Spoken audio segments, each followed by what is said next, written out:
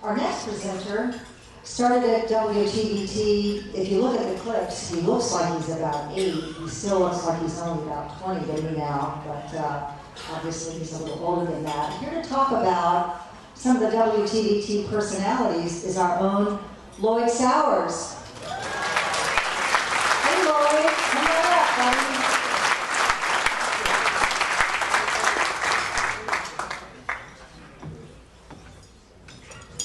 Thank you, Mike, and thanks to everyone who made this possible today. It's like a This Is Your Life program to see everybody that's here today. And I was 12 when I started at 13. But it's good to be standing here between Sky Tower and the H Tower.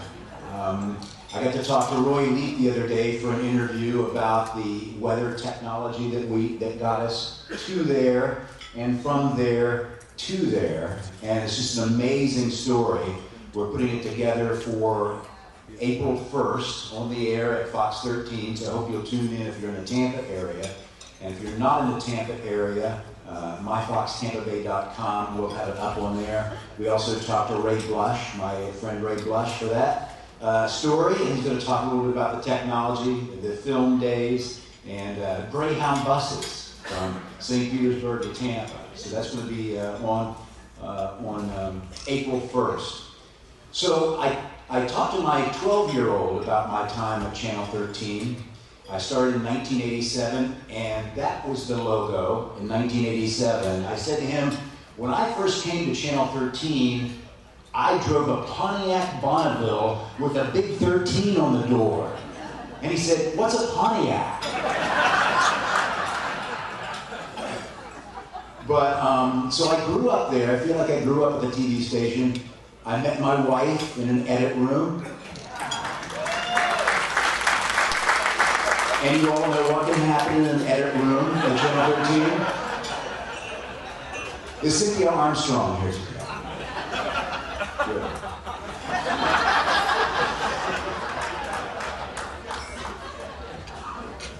One of the first things I noticed when I came to Channel 13 was when I went out on a story, I could be in Polk County, Auburndale comes to mind, and I'd always meet some guys, yeah, Ernie Lee, man, I remember that Ernie Lee, and Mary Ellen, and Shock Armstrong, and that 3D Danny. I grew up watching that Channel 13. So part of our program today, we want to pay tribute to all those on-air personalities who helped make Big 13 so great. Let's watch. WTVT's on-air personalities earned a special place in the hearts of viewers. Well, like my coffee, good and brown, a little browner than you get downtown. Oh, me, oh, mine, I got the coffee blue. Ernie Lee started his 33-year run on WTVT in April of 1958. Now, some folks think I'm lazy. Some say he's just tired. Ernie hosted Good Day, the AM program, and Breakfast Beat, charming audiences with his southern grace and gentle sense of humor. You fool with me, I'll change you both into pumpkin. That I got to see. Zap! Did it work? I always wanted to get ahead. Just give me Dixie, where folks are smiling, and all the while inviting you there. Ernie Lee, a broadcast pioneer and a star at Big 13. Hi, kids. This is Mary Ellen. We're going to have some fun today. Mary Ellen was WTVT's outstanding kids show host for 7 magical years, beginning in 1957. I just love to work with children, and it was not like a job at all. It was just like having fun. Thousands of Bay Area kids passed through our studios to be entertained by Mary Ellen's games and her unique funny faces. Poop Deck the Parrot was along for the ride, too. Mary Ellen often took kids out of the studio on educational jaunts in Tampa, such as this 1962 trip to Jose Marti Park.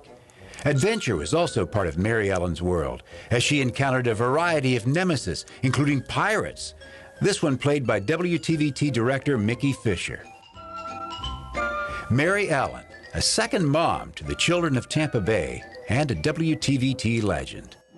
Paul Reynolds was already a veteran Tampa Bay broadcaster when he joined WTVT in April of 1955. Well, Solly saw last night on the 1110 Pulse Sports, I carried a story somewhat like this, that the unbeaten... Reynolds was versatile and worked in the sports department as weekend anchor while hosting a dance program, a late-night movie package, and local commercials. He was the original host of the famed Valencia Gardens commercials with the beloved restaurateur Manuel Biro. Reynolds first got into character makeup for his weekly program as Bozo the Clown. Then came his role as the late-night horror host Shock Armstrong, the all-American ghoul. Shock became so popular that when he was preempted by the Joey Bishop talk show, fans staged a protest at WTVT, and Shock returned to the airwaves. Paul Reynolds, a broadcasting legend at Big 13. Staff announcer Don Harris was doing his usual job of station breaks and live commercials when he was drafted by the news department to host the daily Pulse Extra features at the end of the 6 p.m. news. Not only did Pulse Extra cover topics of the day, the unit traveled to El Salvador with a report on the poor condition of the country's schools. And the school buildings that exist are more shack than schools. The floors are packed dirt. The roof and walls have holes and cracks. WTVT launched a successful fundraiser, and dozens of schools were built. Don went on to the NBC network as a worldwide correspondent. He was on assignment investigating a cult community in Guyana, infamously known as Jonestown. Along with the 913 cult members and Congressman Leo Ryan, Harris lost his life reporting the news. Don Harris, remembered as a top journalist and a source of pride at WTVT. Ed Scott was a staff announcer who became Channel 13's own spaceman, 3D Danny. Okay, I got it right now. Boys and girls, we'll get our periscope, turn on the electricity and the volume, and you can see right into my head.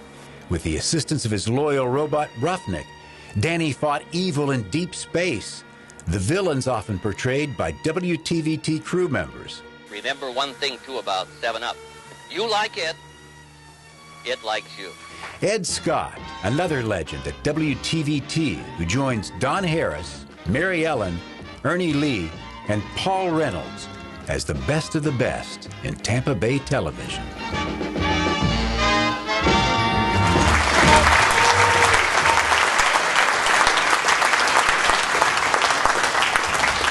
I'd like to give a special shout out now to the wife of the late Mickey Fisher, who played that pirate in the Mary Ellen clip. Gail Fisher saved that film and made it available to Big 13. Gail, please, if you will stand up and accept our thanks.